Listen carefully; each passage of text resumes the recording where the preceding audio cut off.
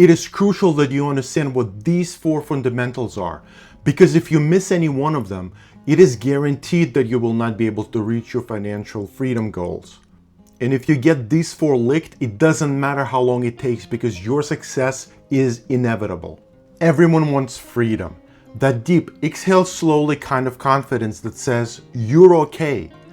That your life actually fits you like a jacket worn soft over time. Most people think it comes from hitting some magic number. 6 figures, 7, whatever makes the anxiety finally shut up. But here's what I've learned.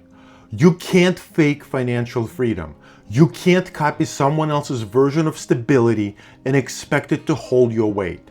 You have to understand the fundamentals and live them, not as performance, but as a practice. Tolstoy, one of the best novelists arguably of all time, had written that all happy families are alike, but every unhappy family is unhappy in its own way. And the same identical pattern holds for financial peace and financial freedom and financial stability. Everyone who is stable and fulfilled gets there by mastering the same few essentials. Everyone who isn't, they find an infinite number of ways to miss them. There's only a handful of paths that actually work. Everything else is noise, distraction, and drift. Those essentials, the ones that actually matter, come down to just 4 things: earning with purpose, spending with awareness, saving and investing intelligently, and living with intent. Get these right and everything else falls into place. Miss them and you'll spend next decades wondering why success still feels hollow. Earn with purpose. There's a specific kind of exhaustion that comes from doing work that doesn't fit, even when the paycheck clears just fine. You wake up already tired. The alarm is a reminder of the distance between where you are and where you want to be. You chase deadlines, hit metrics, check all the boxes, and somehow, despite the motion, nothing actually moves forward. It's a strange hollowness, being productive without being fulfilled, busy without mattering. And in my own financial journey, things really shifted for me when I stopped asking myself, how do I earn more? And started asking myself, how do I earn better?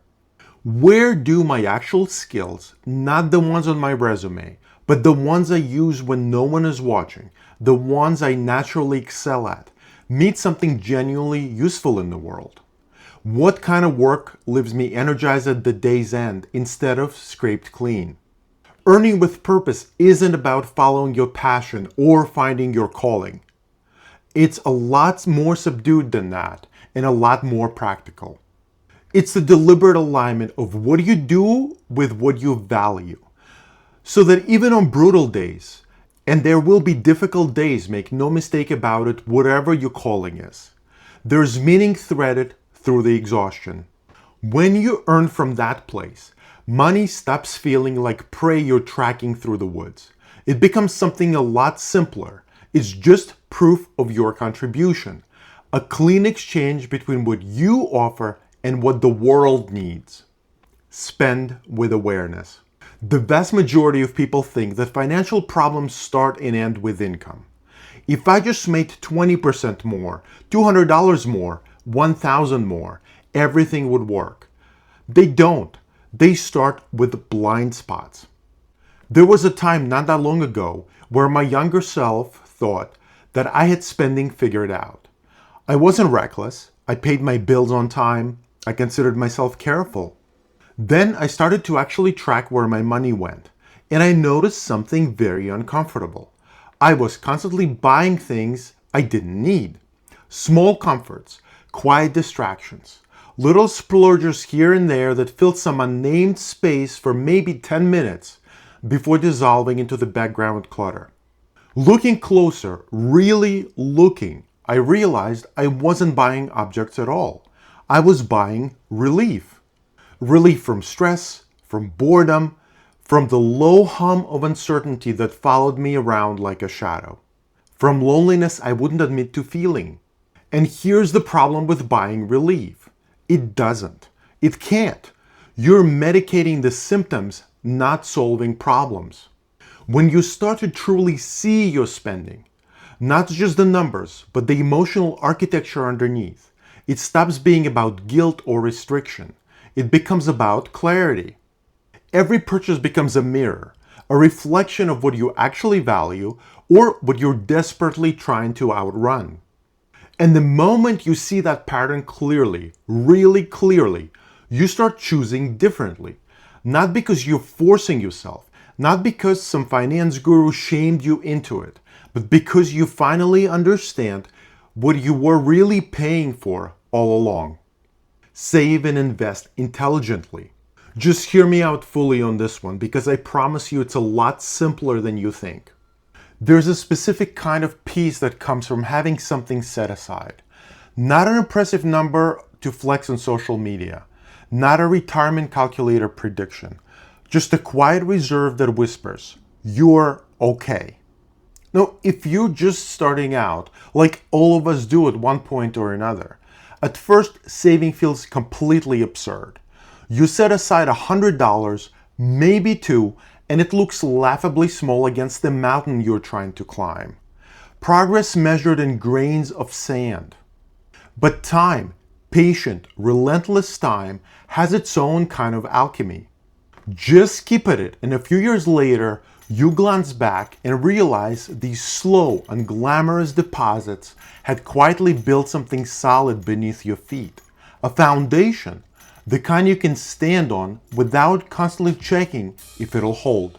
Investing isn't about getting rich quick or beating the market or finding the next Tesla at $10 a share. It's about participation and trusting the long game, the unglamorous compounding of the small, faithful choices that don't look impressive at year one. When you stop trying to outsmart everyone, when you stop trying to outsmart yourself, you start letting time work on your behalf instead of fighting it the whole way. There's grace in that, in building something slowly, quietly, for the right reasons for you, in being the tortoise who understands that consistency beats intensity every single time. Live with intent. Whenever I talk to someone who's achieved both success and fulfillment, not just one or the other, but actually achieved both, and I ask them about their most unexpected realization, this is what keeps coming up. There's always a magic moment, usually after you've checked all of the big goals, climbed the ladders, acquired all the markers of success, where you suddenly realize you're not entirely sure who you built all this for. Because here's what nobody tells you. The person who set the goal isn't the same person who achieves it. Years of effort inevitably reshape you, and you can't separate what you get from who you become in the getting. For me, I remember one morning, sitting with a coffee cup going cold in my hands, looking around at a life that had been assembled almost by accident. Things I said yes to out of habit. Goals I was still chasing because I thought I was supposed to, not because I actually wanted them anymore. Now, don't get me wrong here, don't twist my words. Living with intent doesn't mean burning everything down and starting over from a blank slate.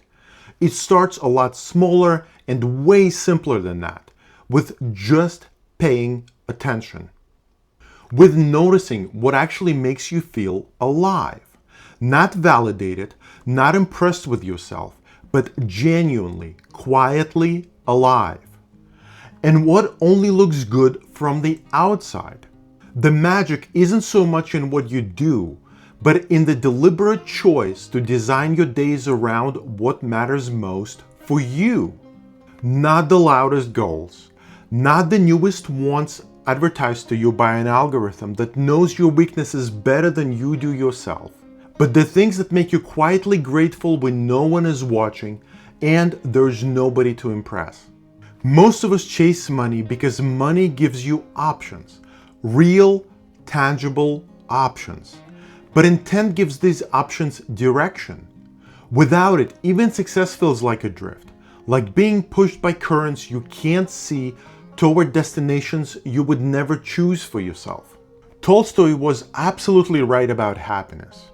And the pattern he saw holds true for financial freedom as well. All the people living peaceful, grounded, genuinely fulfilling lives share some fundamentals in common. They've mastered the basics. They've internalized the simple truths that everyone else keeps outsmarting themselves around. They earn with purpose. They spend with awareness. They save and invest intelligently. And they live with intent. And everyone else? They're still experimenting, still inventing elaborate new ways to miss the obvious, still convinced there's a shortcut they just haven't found yet. You can't fake stability. You can't mimic fulfillment or borrow someone else's foundation and expect it to hold your own weight. But you can build them. Real stability, genuine fulfillment, one small, honest, unglamorous step at a time. If I had a number 5 to add on the dotted line, it would be this. Financial freedom isn't the finish line you cross and then coast forever. It's a way of living, a rhythm, a balance between what you have, what you need, and who you're becoming in the space between them. And when you finally get those fundamentals right, when you stop fighting them and start living them, life starts to feel different, lighter, quieter, more spacious, and in the best way possible, yours. Thank you.